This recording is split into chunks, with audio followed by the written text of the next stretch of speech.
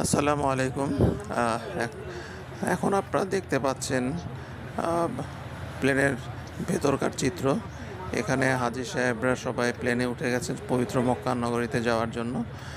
প্লেনটি এখনও রওনা হয়নি, সবাই অপেক্ষা করছেন।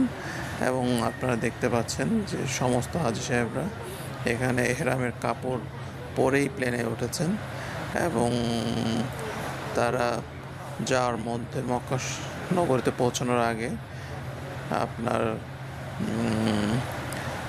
উমরার নিয়ত করবেন।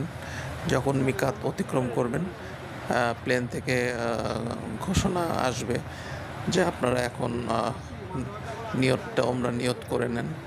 তখন সবার মুখে ধ্বনিত হবে লাব্বাইক আল্লাহুম্মা লাব্বাইক। এই ধ্বনিতে পুরো প্লেনটি মুখরিত হয়ে যাবে এবং সেটা এক অন্যরকম অনুভূতি। এটা যারা হজে গিয়েছেন তারা জানেন এবং যারা যাবেন আশা করি তারা এই জিনিসটা যে কী একটা মধুর জিনিস, মনের মধ্যে আত্মার মধ্যে যে একটা প্রতিধ্বনি হয় সেটা অনুভব করবেন।